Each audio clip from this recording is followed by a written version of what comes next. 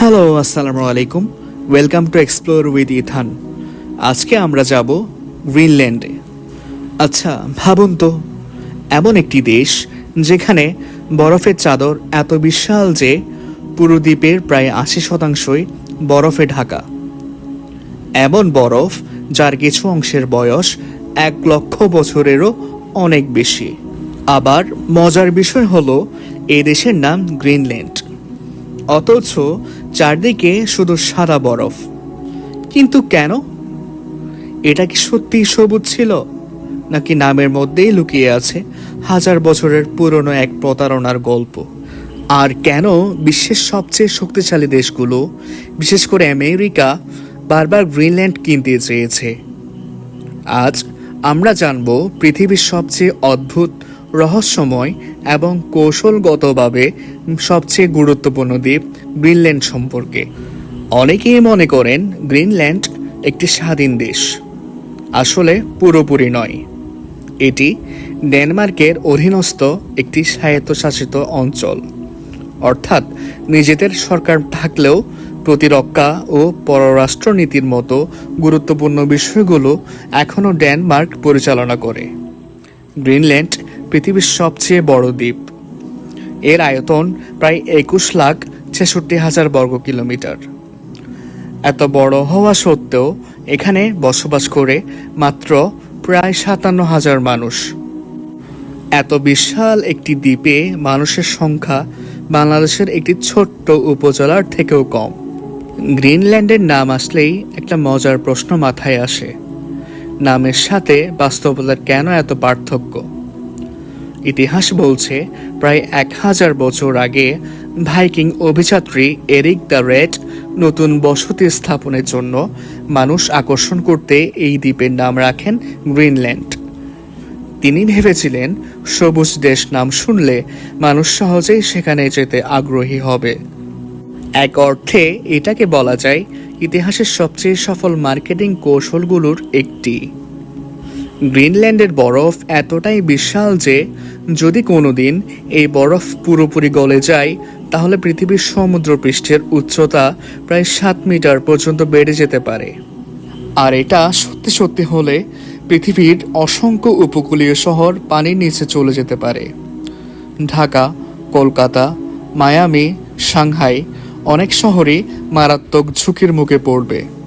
তাই বিজ্ঞানীরা গ্রিনল্যান্ডের বরফকে পৃথিবীর ভবিষ্যতের এক বিশাল সতর্কবার্তা হিসেবে দেখেন। আর একটি অবিশ্বাস্য তথ্য, গ্রিনল্যান্ডে এমন অনেক জায়গা আছে যেখানে গ্রীষ্মকালে সূর্য টানা কয়েক মাস অস্তই যায় না। আবার শীতকালে এমন এলাকাও রয়েছে যেখানে কয়েক মাস সূর্যের মুখই দেখা যায় না। অর্থাৎ এখানে দিন আর রাতের ধারণাই অনেকটা বদলে যায়।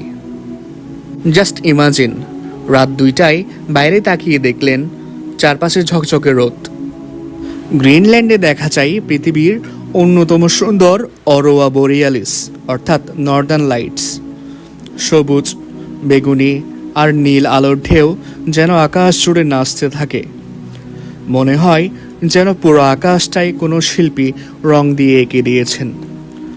অনেক মানুষ জীবনে একবার এই দৃশ্য দেখার জন্য স্বপ্ন দেখেন। এখানকার মানুষের জীবনও বেশ আলাদা। বেশিরভাগ মানুষ ইনুইট জনগোষ্ঠীর। তাদের পূর্বপুরুষরা হাজার বছর ধরে বরফের মধ্যেই টিকে থাকার অসাধারণ কৌশল শিখেছেন। মাছ ধরা, শিকার, স্লেজ কুকুর ব্যবহার সবকিছুই প্রকৃতির সঙ্গে মানিয়ে নেওয়ার এক অনন্য উদাহরণ। এখন অবশ্য আধুনিক জীবনধারাও ধীরে ধীরে ছড়িয়ে পড়ছে। গ্রিনল্যান্ডে রাস্তার সংখ্যাও খুবই কম। অবিশ্বাস্য হলেও সত্যি, অনেক শহরের মধ্যে কোনো সড়ক যোগাযোগই নেই। এক শহর থেকে আরেক শহরে যেতে হলে বিমান, হেলিকপ্টার কিংবা নৌকায় ভরসা। নিজের দেশের ভেতরে অন্য শহর যেতে প্লেনে উঠতে হচ্ছে। জাস্ট ভাবুন তো একবার। এখন আসি সবচেয়ে গুরুত্বপূর্ণ প্রশ্নে, কেন আমেরিকা গ্রিনল্যান্ড কিনতে চেয়েছিল? শুধু বরফের জন্য? না, এর অবস্থান পৃথিবীর অন্যতম গুরুত্বপূর্ণ কৌশলগত জায়গায়। আর্কটিক অঞ্চলে অবস্থিত হওয়ায় এখান থেকে উত্তর আমেরিকা, ইউরোপ এবং রাশিয়ার দিকে নজর রাখা সহজ। এছাড়া বরফের নিচে রয়েছে বিপুল পরিমাণ দুর্লভ খনিজ, যেমন রেয়ার আর্থ এলিমেন্ট, যা স্মার্টফোন, বৈদ্যুতিক গাড়ি এবং আধুনিক প্রযুক্তি তৈরিতে অত্যন্ত গুরুত্বপূর্ণ। আরেকটা মজার তথ্য, গ্রিনল্যান্ডে পৃথিবীর সবচেয়ে বড় ন্যাশনাল পার্ক রয়েছে। এর আয়তন প্রায় 9,70,000 বর্গ কিলোমিটার। এটি এতটাই বড় যে অনেক দেশের পুরো আয়তনের চেয়েও বিশাল।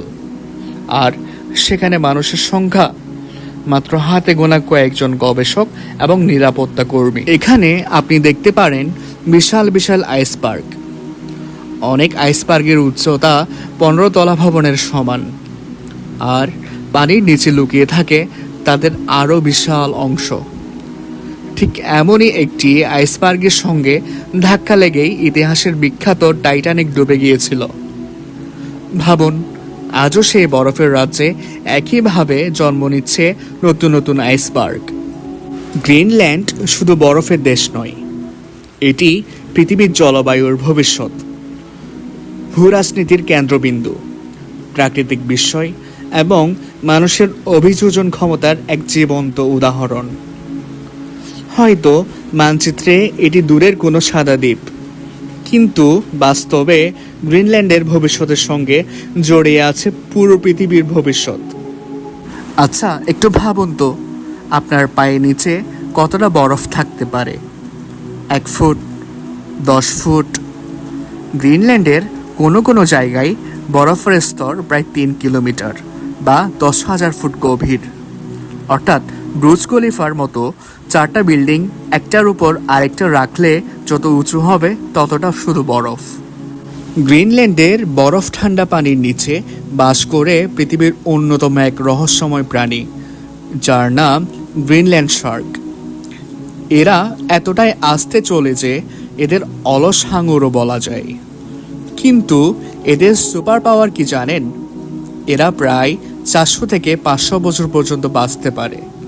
অর্থাৎ আজ সাগরে সাঁতার কাটা কোনো কোনো হাঙর হয়তো সম্রাট শাহজাহানের আমল কিংবা তাজমহল তৈরির সময়ও পৃথিবীতে জীবিত ছিল। গ্রিনল্যান্ড হয়তো আমাদের চেনা পৃথিবীর মতো অতটা ব্যস্ত নয়, কিন্তু এর শান্ত পরিবেশ, বিশাল হিমবাহ আর রহস্যময় প্রকৃতি আমাদের মনে করিয়ে দেয় পৃথিবী এখনও কতটা সুন্দর আর অচেনা। If you like our videos, please subscribe to our channel and don't forget to click the bell icon. Thank you very much.